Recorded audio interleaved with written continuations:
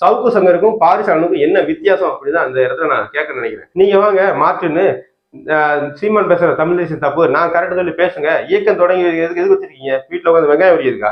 புத்திசாலி நம்பனவன்லாம் கோமாளியா இருக்கு அப்படின்னு பார்க்கும்போது வேதனையா இருக்கு. கரூர்ல 41 பேர் இறந்தப்போ களத்துக்கு போய் நின்னவன், அந்த மக்களோட மக்களா நின்னவன், அந்த மக்களுக்கு ஆறுதலா நின்னவன் எல்லாம் இன்னைக்கு திமுகவுடைய கைக்கூலி. அதே நேரத்துல வீட்டுக்குள்ள உட்காந்துக்கிட்டே வீடியோ போட்டாங்க இல்லையா, எக்ஸ்தலத்துல பதிவு போட்டாங்க இல்லையா, தோண்டி தோண்டி துருவி தகவல்களை தேடி தேடி வீடியோ போட்டாங்க இல்லையா, அப்படி யூடியூப்ல வீடியோ போட்டு சம்பாதிச்சாங்க இல்லையா, இவங்க எல்லாம் இன்னைக்கு தமிழ் தேசியவாதி, தூய தமிழ் தேசியவாதி. களத்துல போய் நின்னா பாத்தீங்களா, அவன் எல்லாம் தமிழின துரோகி, திமுகவுடைய கைக்கூலி. அப்படிதாங்க ஆயிட்டாங்க. தமிழ் தேசியத்தோட வரையறை இருக்கு இல்லையா, தமிழ் தேசியத்துக்கான அர்த்தம் இருக்கு இல்லையா, அது இப்போ நாளுக்கு நாள் மாறிட்டே வருது. மாற்றம் என்பது மாறாதுதான், ஆனா அது எப்படிப்பட்ட மாற்றம்னு பார்க்க வேண்டியது இருக்குல்ல. தமிழ் தேசியம் அப்படிங்கிறதே இப்போ நடிகர் விஜய்க்கு முட்டு கொடுக்கறது தான் தமிழ் தேசியம். விஜய்க்கு முட்டு, சீமான திட்டு, கல்லா கட்டு, இதுதான் தமிழ் தேசியம் அப்படின்னு மாத்தி விட்டுட்டாங்க. இவங்க எல்லாம் யாரு அப்படின்னா, நாங்க தமிழ் தேசியம் பேசுறவங்க, நாங்க தமிழ் தேசியர்கள், தமிழ் இனத்தின் மேல அக்கறை கொண்டவங்க, தமிழ் இனத்துக்கு எதிராக தமிழ் இனத்தின் முன்னேற்றத்திற்கு பின்னடைவை ஏற்படுத்துற மாதிரி யாராவது செயல்பட்டாங்க அப்படின்னா அவங்கள நாங்க சும்மா விட மாட்டோம் அப்படின்னு சொல்லி கடந்த காலங்களில் வளைச்சு வீடியோ போட்டவங்க. அதுவும் குறிப்பா நாம் தமிழர் கட்சியும் சீமானும் நாம் தமிழர் கட்சியை சார்ந்தவங்களும் என்ன பேசுறாங்க, எப்படி செயல்படுறாங்க நாங்க பார்த்துட்டே இருப்போம். அதுல ஏதாவது குற்றம் குறை கண்டா நாங்க பொங்கி எழுந்துருவோம், அரைச்சீட்டம் கொண்டுருவோம் சொல்லி வீடியோ போட்டு கடந்த காலத்துல சம்பாதிச்சவங்க. இப்போ நடிகர் விஜய்க்கு முட்டு கொடுக்கணும் அப்படிங்கிறதுக்காக வேண்டி இன்னும் மோசமா கீழே இறங்கியிருக்கிறாங்க. குறிப்பா ஒரு 2 விஷயம் என்ன அப்படின்னா, இந்த கரூர்ல 41 பேர் விஜயோட சுற்றுப்பயணத்தோட இந்த பரப்புரையில பலியானது விஷயமா இருக்கட்டும். அப்புறம் இந்த இன்னைக்கு திருமாவளவனை முறைச்சா நானே அடிப்பேன்னு சீமான் பத்திரிகையாளர்களை பார்த்து சொன்னதா இருக்கட்டும். இந்த 2 விஷயத்துக்கு அப்புறமா இவங்க ரொம்பவே அரைச்சிட்டம் கொண்டுட்டாங்க. அதிகபட்ச தமிழ் தேசியவாதியாகவும் மாறிட்டாங்க. அதாவது எதிரிகளை விட துரோகிகள் ஆபத்தானவர்கள் சொல்லுவாங்கல்ல, இவங்க துரோகிகள்லேயே வேற ரகமா இருக்கிறாங்க. அப்படிதான் சொல்ல வேண்டியதா இருக்கு. ஏன்னா இன்னைக்கு சமூக வலைத்தளங்கள்ல எக்ஸ்ட்ராங்கள்ல அண்ணன் சீமான் பேசின பழைய காணொலிகளை வெட்டி போட்டு, முன்னாடி எல்லாம் திமுக காரன் தான் பரப்பிட்டு இருந்தான், திராவிட இயக்கத்தை சதம் தான் பரப்பிட்டு இருந்தான். இப்ப இவனுங்க பரப்ப ஆரம்பிச்சிருக்காங்க. அப்போ இவங்க யாரு, இவங்கெல்லாம் கடந்த காலத்துல எப்படிப்பட்டவங்களா இருந்தாங்க, இப்ப என்ன மாதிரியான குற்றச்சாட்டுகளை வைக்கிறாங்க, இது உண்மையிலேயே குற்றச்சாட்டா? ஏன்னா இவங்க வைக்கிற குற்றச்சாட்டு இல்லை அப்படிங்கிறதா என்னுடைய பார்வை.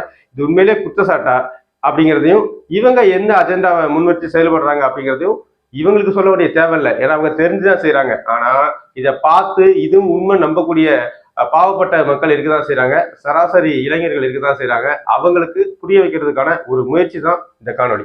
சவுக்கு சங்கருக்கும் பாரிஸ் அண்ணனுக்கும் என்ன வித்தியாசம் அப்படின்னு அந்த இடத்துல நான் கேட்க நினைக்கிறேன். அனைவருக்கும் வணக்கம்.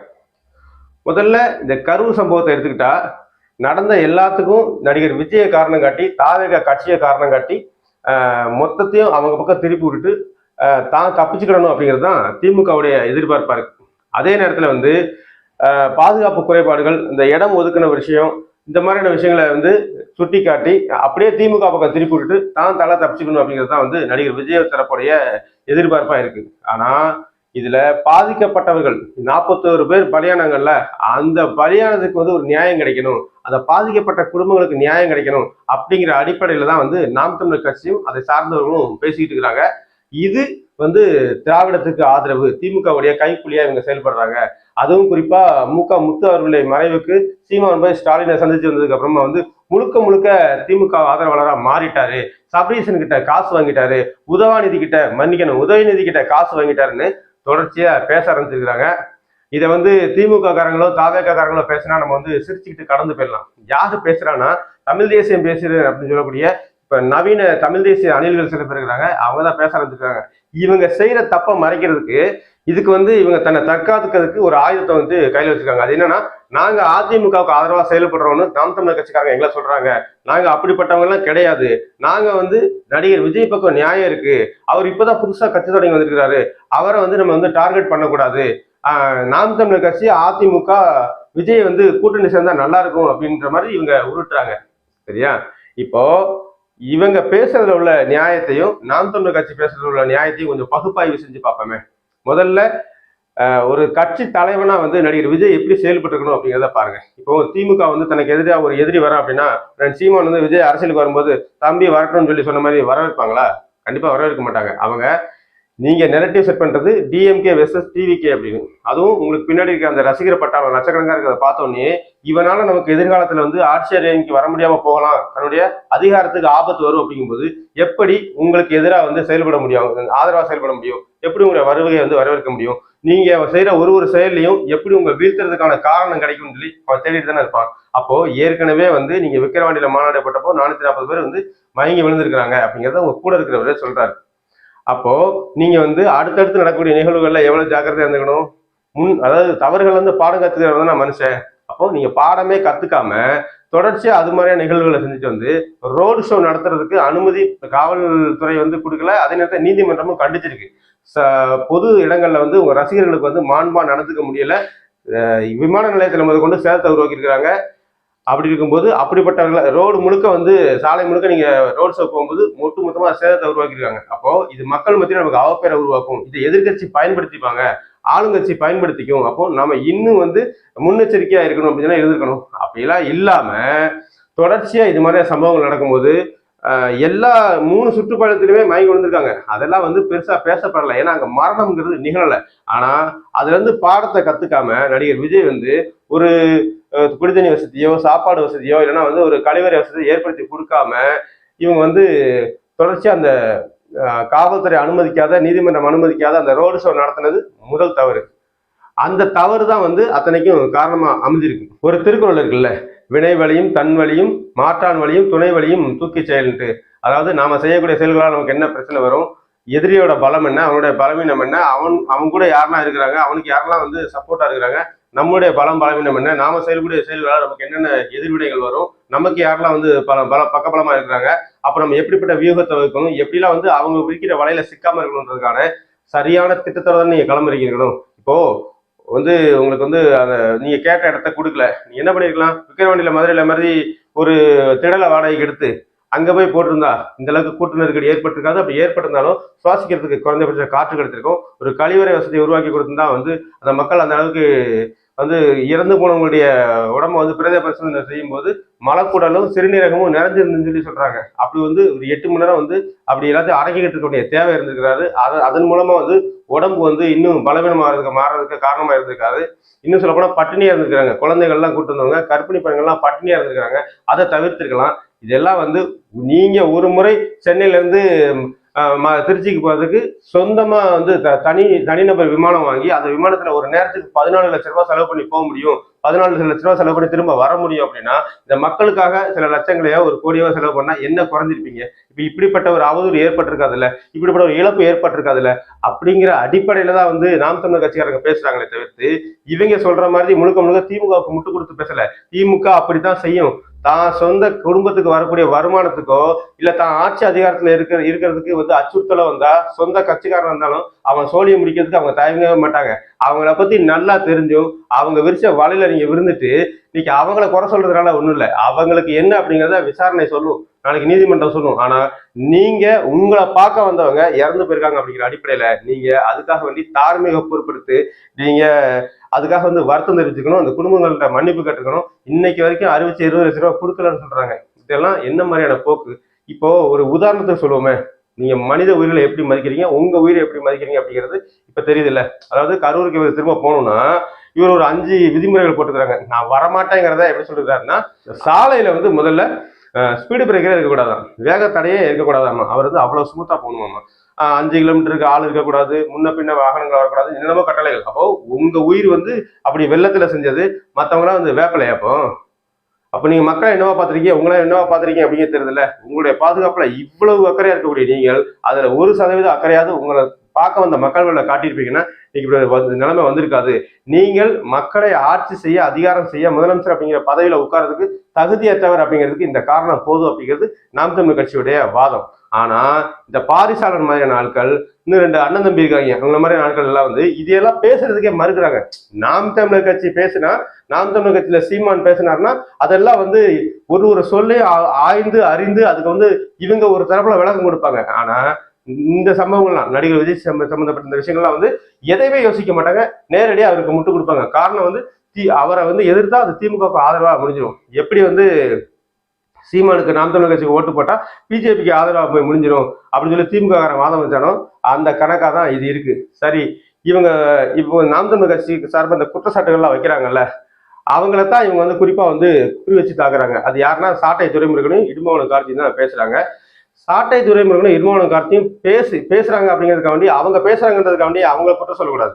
அவங்க பேசின கருத்து சரியா அப்படின்னு தான் சொல்லி பார்க்கணும். இன்னும் சொல்ல போனா அவங்கெல்லாம் வந்து நாகப்பட்டினத்துல தலைஞாயிறுங்கிற கிராமத்துல நினைக்கிறேன் ஒரு கொள்கை விளக்க பொதுக்கூட்டத்துல பேசிட்டு இடும்பவனம் கார்த்தி நடுராத்திரியே வந்து சம்பவம் கேள்விப்பட்டு நடு இரவுல வந்து கரூருக்கு களத்துக்கு வந்துட்டாப்ல.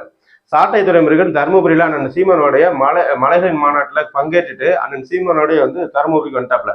அவங்க நடு இரவே களத்துக்கு வர முடியாது. ஆனா முதலமைச்சர் வராரு அப்படிங்கிறதுக்காக இவங்களை வரவேணான்னு காவல்துறை சொன்னதுனால அவங்க வந்து காலையில வந்து பார்த்தாங்க அண்ணன் சீமானும் சாட்டை துரைமுருகனும். ஆனா அண்ணன் நன்மாறன் மற்றும் இடும்பவனம் கார்த்தி எல்லாம் வந்து இரவுலே வந்துட்டாங்க. இதை தாண்டி நடு இரவுலே வந்து அண்ணன் சீமான் வந்து அறிக்கை விட்டாரு. இந்த கரூர் களத்துல வந்து பாதிக்கப்பட்ட மக்களுக்கு என்னென்ன உதவிகள் வேணுமோ அத்தனையும் நாம் தமிழர் கட்சி செய்யணும்.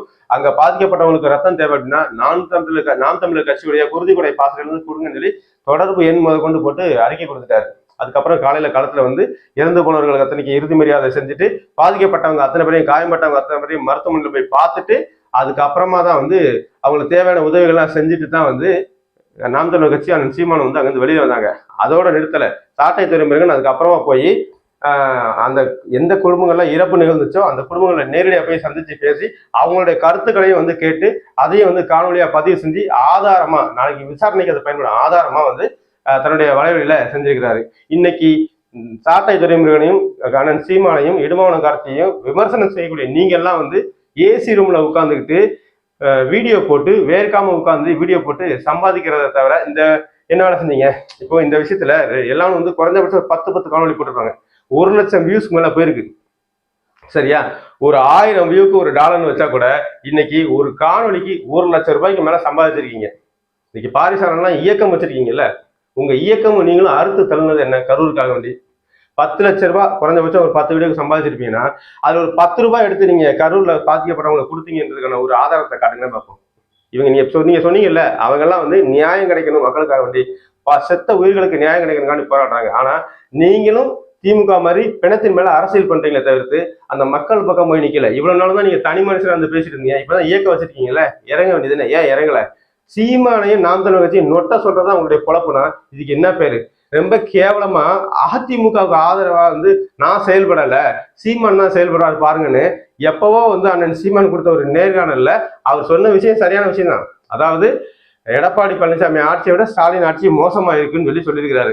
ஒரு 2 விஷயத்த வந்து ஒப்பிட்டு சொல்லியிருக்கிறாரு. ஒண்ணு வந்து தைப்பூசத்துக்கு அரசு விடுமுறை விட்டது, இன்னொன்னு வந்து தஞ்சை மண்டலத்தை வந்து பாதுகாக்கப்பட்ட மண்டலமா அறிவிச்சது. தஞ்சை வேளாண் மண்டலத்தை பாதுகாக்கப்பட்ட மண்டலமா அறிவிச்சது. அது ரெண்டுமே வந்து எடப்பாடி பழனிசாமி அவர்கள் செஞ்சார் தானே. அதாவது தைப்பூசத்துக்கு விடுமுறை விட்டார் தானே, அது தமிழர்களுக்கான திருநாள், அதுக்கு விடுமுறை விட்டார் தானே, அதை பாராட்டினாரு. அது என்ன தப்பா? அப்போ இப்போ தஞ்சை வேளாண் மண்டலத்தை பாதுகாக்கப்பட்ட மண்டலமா அவர் அறிவிச்சாரு. சட்டப்படி அறிவிக்காட்டாலும் வந்து முதல்ல பாதுகாக்கப்பட்ட மண்டலமா அறிவிச்சாரு. சரி, அவர் அதை செஞ்சார் தானே, அதைத்தானே சொன்னாரு. அதையும் மக்களுடைய கருத்தா இருக்கு, நானும் அதை ஏற்கிறேன் அப்படின்னு சொன்னாரு. இது ஒண்ணே அதிமுகவுக்கு ஆதரவாயிடுச்சாமா? கடந்த காலத்துல சீமான் தான் அதிமுகவுக்கு ஆதரவா செயல்பட்டுக்கிறாராமா, இவரு செயல்படலையாமா? நான் என்ன கேட்கிறேன், இப்போ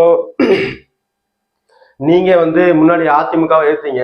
14 படுகொலைகள் தூத்துக்குடியில் நடந்ததுக்கு காரணமான அதிமுகவை நீங்க எதிர்த்தீங்க. இப்ப நீங்க என்ன சொல்றீங்க? அந்த அதிமுக கூட விஜயும் சீமானும் கூட்டணி வச்சா திமுக வீழ்த்திடலாம்னு சொல்றீங்க. இது பேய்க்கு பதில் பிசாசா? இப்போ வந்து அதிமுக வந்து புனிதமான கட்சி ஆயிடுச்சா? எடப்பாடி பழனிசாமி புனிதமானவர் ஆயிட்டாரா? நீங்க தானே விமர்சனம் வச்சீங்க. அதே மாதிரி நடிகை விஜய் இலுமினாட்டின்னு சொன்னீங்களே, வார்த்தைக்கு வார்த்தை வரிக்கு வர ஒரு பாட்டு முழுக்க இலுமினாட்டியோட சிம்பிளை வந்து காட்டுறாரு. கண்டிப்பா இலுமினாட்டின்னு சொல்றீங்களே, இலுமினாட்டியோட ஆதரவாளன்னு சொன்னீங்களே, இப்ப அந்த கருத்து என்னாச்சு அப்படிங்கிற கேள்வியை வந்து கமெண்ட்டுக்கு கீழே பல பேர் கேட்டிருக்காங்க. அதுக்கெல்லாம் பதில் சொல்ல மாட்டீங்க, அதுக்கெல்லாம் ஒரு வீடியோ போட மாட்டீங்க. திமுகவை, திராவிடத்தை, ஈவே ராமசாமி எதுக்குறவங்க தானே நீங்க. விஜய் அரசியலுக்கு வந்தப்போ விஜய் அப்படிங்கிறவர் வந்து ராமசாமி தூக்கிட்டு வர்றாரு, அதை ஏத்துக்கவே முடியாதுங்கிறவங்க தானே நீங்க. இன்னைக்கு அந்த விஜய் கூட வந்து சீமான் கூட்டணி சேரணும், அந்த அதிமுக கூட கூட்டணி சேரணும் அப்படின்னா திமுக வீழ்த்துன்னு நினைக்கிறது எப்படி சரியா இருக்கும்? விஜயோட நிலைப்பாடு, விஜயோட நடத்தைகள்லாம் எப்படி இருக்கு? எந்த இடத்துல உறுதியான முடிவெடுக்கக்கூடியவரா இருக்காரா? அவருக்கு தலைமை பண்பு இருக்கா அப்படிங்கிற கேள்வி இருக்குல்ல. அவருக்கு தலைமை பண்பு இருந்திருந்தா கரூர் சம்பவத்தை எப்படி அவர் வந்து ஹேண்டில் பண்ணிருப்பாரு அப்படிங்கிறதுக்கு நமக்கு ஏகப்பட்ட உதாரணம் இருக்கு. ஆனா அவர் என்ன செஞ்சாரு, அதுக்கு அப்புறமா இந்த 20 நாள் அவர் என்ன செஞ்சிருக்கிறாரு, அவரோட செயல்பாடுகள் எப்படி இருக்கு அப்படிங்கிறா தெரியுது. இவர் கூட போய் இவர் தலைமையில போய் எவனா கூட்டணியில சேருவானா? சேர்ந்தா அவனுக்கு பேர் அரசியல்வாதியா இருப்பானா? அவனுக்கு பேர் தலைவனா இருக்குப்பா. அவனெல்லாம் ஒரு தலைவன் நம்பி எவனாவது வந்து நாளைக்கு வாக்கு செலுத்துவானா? இன்னும் ஒரு 6 மாசத்துக்குள்ள இவருடைய நிலைப்பாடு எப்படி எல்லாம் மாறப்போகுது அப்படிங்கிறத பாக்குறோம்ல. இப்ப அதிமுக வந்து பிஜேபியை கலட்டி விட்டுடும் அப்படின்னு நீங்க நம்புறீங்களா? இல்ல அதிமுக பிஜேபி கூட்டணியில விஜய் சேர்த்துட்டா அப்பவும் நீங்க அவரை ஆதரிப்பீங்களா? நீங்க தான் சொல்லுவீங்க இனத்தின் எதிர்காலத்துக்காக வேண்டி நம்ம வந்து சிந்திக்கணும், அப்படி சிந்திச்சு வந்து அவங்க செஞ்ச தவறுகளை சுட்டி காட்டணும் அப்படின்னு சொல்லிட்டு. அப்ப விஜய் செஞ்ச தவறுகளை சுட்டி காட்டவே இல்லை. அதெல்லாம் வந்து அப்படியே அக்செப்ட் பண்ணிட்டு போறீங்க, ஏத்துக்கிட்டு போறீங்க. சீமான் செஞ்சா மட்டும் தூக்கிக்கிட்டு வரீங்க. என்ன நியாயம் இது? இப்போ எல்லாத்தையும் விட்டுடுவோம். விஜய் வந்து ஒரு தலைமை பண்பு கொண்டவரா அப்படின்னு உள்ள பாருங்க. அவரு கீழே இருக்கிறவங்களாம் இன்னைக்கு வந்து கைது செஞ்சு உள்ள வச்சிருக்கிறாங்க. நேரடியாக அவர் தலையிட்டு என்ன பண்ணாரு? அவருடைய விக்கிரவாண்டி இது மதுரை மாநாட்டு திடல்ல வந்து ஒரு கொடிக்கம்பு முதல்ல சாஞ்சி விழுந்துச்சு. அந்த வண்டி ஒண்ணு சேதமாயி போச்சு. அந்த வண்டியை வந்து நான் வந்து உங்களுக்கு புதுசா பண்ணித்தரேன்னு சொல்லிட்டு முதல்ல அவர் வாய் திறந்தாரா? அழுத்தம் கொடுத்ததுக்கு அப்புறமா தான் ஒரு வேலை நடக்குது. அதாவது இந்த 21 பேர் இறப்புக்கு 41 பேர் இறப்புக்கும் கூட அடுத்தடுத்து அழுத்தங்கள் வந்ததுக்கு அப்புறமா தான் அவர் வந்து காணொலி போட்டே பேசினார். அடுத்தடுத்து அழுத்தங்கள் வந்ததுக்கு அப்புறமா தான் வந்து நான் கரூருக்கு போறேன்னு சொல்றாரு. இப்படி பின்னாடி இருந்து அழுத்தம் கொடுத்தா வேலை செய்வார்னா அவருக்கு பேர் தலைவனா, அவருக்கு பேர் அரசியல்வாதியா? அவரை ஆதரிக்கிற நீங்க எப்படிப்பட்டவங்க அப்படிங்கிறது தான் பார்க்க வேண்டிய இருக்கு. அடுத்ததா வந்து திருமாவளவனை வந்து முறைச்சா நானே வந்து அடிப்பேன்னு சொல்லி சீமான் சொல்லிட்டாரு. அது ஒரு பெண் பத்திரிகையாளரை பார்த்து சொல்லிட்டாரு அப்படின்னு சொல்லி சொல்றாங்க. அந்த பெண் பத்திரிகையாளரே வந்து அவர் என்ன டோன்ல சொன்னாரு, என்ன நோக்கத்துல சொன்னாரு அப்படிங்கிறத பார்த்துட்டு சிரிச்சுக்கிட்டே தானே போனாங்க. உனக்கு இங்க வலியுது. அதாவது அவர் என்ன சொன்னார், என்ன சொல்ல வர்றாரு அப்படின்னா, இந்த விஷயத்த கடந்து போகணும்னு பாக்குறாரு. தமிழ் இனத்துல ஏற்கனவே வந்து திராவிடம் வந்து எந்த சூழ்ச்சியை பயன்படுத்துதுன்னா சாதியா மதமா பிரிச்சு போட்டுதான் பயன்படுத்துது. சாதி கட்சி வச்சிருக்கவங்க எல்லாம் தன்னுடைய கூட்டணியில வச்சுக்கணும். அதுல எதிர் கூட்டணியில இருக்காங்க இல்லையா, அவங்களோட மோத விட்டு அதுல ரத்தம் குடிக்கிற ஓநாய்களை தான், அதுல லாபம் கண்டுகிற ஓநாய்களை தான் அவங்க இது வரைக்கும் இருந்திருக்காங்க. இன்னைக்கு விசிகாவும் பாமகவும் வந்து தமிழ் குடியை சார்ந்தவங்களா இருந்தாலும் ஏன் வந்து ஒருத்தருக்கு எளியும் புனியமா இருக்கிறாங்க அப்படின்னா, அது அப்படி இருக்கிற மாதிரி பார்த்துக்கிட்டது திராவிடம். மோத விட்டு அவங்க ரத்தத்தை சிந்த விட்டு அதுல வந்து குளிர் காஞ்சிட்டு இருக்கிறது திராவிடம். அந்த வேலையை நாமளும் செஞ்சிடக்கூடாது, நாமளும் உங்களை சூழ்ச்சிக்கு பலியாயிடக்கூடாது அப்படிங்கிறதுக்காகத்தான் வைகோவா இருக்கட்டும், இல்ல வந்து திருமாவளவனையா இருக்கட்டும், இல்ல வந்து ஐயா ராமதாஸ் அவர்களா இருக்கட்டும், மற்ற சரத்குமார் இன்னும் எத்தனை பேர் கட்சி தொடங்கிருக்காங்க. யாரையுமே வந்து அண்ணன் சீமான் அவர்கள் வந்து பெருசா விமர்சிக்க மாட்டாரு. நமக்குள்ள நாம பேசுற தலைமை பொறுப்புல இருந்து நம்ம பேசுற கருத்து வந்து நமக்கு கீழே இருக்கக்கூடிய நம்மளுடைய மக்களுக்கு இடையில வந்து அது வந்து தவறா பரப்பப்பட்டு இன்னும் இனத்துக்குள்ள வந்து சாதியா மதமா வந்து பிளவுகள் உருவாயிரும். அப்படி உருவாம இருக்கும் அப்படின்னா நம்ம வந்து இவங்களெல்லாம் கடந்து போயிடணும் அப்படிங்கிறதுக்காக வேண்டி அந்த நிமிஷம் வந்து அவர் இப்படி பேசிட்டு கடந்து போனாரு. அவங்கள பார்த்து அப்படி ஒரு நகைச்சுவை தான் சொன்னாரு. அவங்களும் அதுக்கு பேசாம தான் எதிர்வினை ஆற்றாம இருந்தாங்க. அவர் சொன்னது வந்து அவங்களுக்கு பாதிப்புள்ளதா இருந்தா அவங்க அதுக்கு எதிர்வினை ஆற்றிருப்பாங்க. அவங்க பேசாம இருக்காங்க. ஆனா நீங்க கொம்பு சீவி விடுறீங்க. எப்படி? அவர் அதுக்கு அடுத்து என்ன சொன்னாரு? இதுல நீங்க நினைக்கிற மாதிரிலாம் நான் வந்து பதில் சொல்ல முடியாது, சொன்னோன்னா அது தேவையில்லாத சண்டைகளை உருவாக்கும் அப்படின்னு சொல்லிட்டு போனார் இல்லையா? அப்ப அவருடைய கருத்து என்னன்னு உங்களுக்கு தெரியும். ஆனா அதையும் வந்து விஷமமா பரப்பி அதுலயும் வீடியோ போட்டு பணம் பார்க்கக்கூடிய உங்களுடைய போக்கு எப்படிப்பட்ட போக்கு? இப்படி பேசுறது மூலமா நாம் தமிழர் கட்சியுடைய செல்வாக்கை குறைச்சிடலாம், அவங்களுடைய வாக்கு வங்கி குறைஞ்சிச்சுன்னா அவங்க வந்து அரசியல வீழ்த்துவாங்க, நம்ம வீழ்த்திலாம் நீங்க எதிர்பார்க்குறீங்கன்னா நீங்க திமுக ஆதரவா செயல்பட்டீங்க தானே அர்த்தம். நீங்க திமுக வந்து தன்னுடைய எதிர்வாக்குகள் எல்லாம் வந்து பிரிஞ்சு போயிட்டா நாம அடுத்த முறை ஆட்சிக்கு வந்துடலாம்னு சொல்லி நினைக்குது. அப்போ நீங்க இது மாதிரி வேலையை செஞ்சு நாம் தமிழர் கட்சியோட வாக்கு சதவீதம் குறைஞ்சா நீங்க யாருக்காக வேலை செய்றீங்க? அப்ப நீங்க திமுக கைகொலியா? இந்த கேள்வி வருது இல்ல. அப்போ உங்களுக்கு தான் பேச தெரியும், உங்களுக்கு தான் வாய் இருக்கு அப்படின்னு பேசினா அது எப்படி சரி? இந்த கேள்விகளை தான் நம்ம இவங்களை பார்த்து எழுப்புன்னு ஆசைப்படுறோம். இவங்களை தான் மக்கள் மத்தியில தோல்விக்கணும்னு ஆசைப்படுறோம். தமிழ் குடிகளுக்குள்ள வந்து எந்த பிளவும் வந்துடக்கூடாது அப்படிங்கிறதுக்காக தான் வந்து அண்ணன்னைக்கு ஊர் ஊரா போயிட்டு எல்லா தரப்பு மக்களுக்காகவும் பேசுறாரு. எல்லா தரப்பு மக்களோடய வந்து இறங்கி காலத்துல வேலை செய்யறாரு. ஆனா இவங்க எல்லாம் இயக்கம் வச்சிருக்காங்க, எல்லாமே வச்சிருக்காங்க. ஆனா வேர்வை வராத அளவுக்கு வீட்டுக்குள்ளேயே உட்காந்துக்கிட்டு ஏசி ரூம்ல உட்காந்துக்கிட்டு வீடியோ போட்டு சம்பாதிக்கிறாங்க. ஏன் குறைஞ்சபட்சம் இவ்வளவு அக்கறை இருக்கிறவங்க நீங்க மக்களோட மேல உள்ள அக்கறை தானே பேசுறீங்க. இந்த கரூர் வீடியோக்கெல்லாம் வந்து மானிட்டைசேஷனை கட் பண்ணிட்டு தொடர்ச்சியா வந்து மானிட்டைசேஷன் எனேபிள் பண்ணாமலே வந்து தொடர்ச்சியா நீங்க மக்கள்கிட்ட உங்க கருத்தை கொண்டு சேர்த்துக்கலாம்ல. ஆனா அதுலயே நீங்க சம்பாதிக்கிறீங்கல்ல. ஒரு வீடியோக்கு குறைஞ்சபட்சம் 1 லட்சம் ரூபாய்க்கு சம்பாதிக்கிறீங்கல்ல. அதுல இருந்து ஒரு காசு எடுத்து யாருக்கும் செலவு பண்ண மனசுல இல்ல.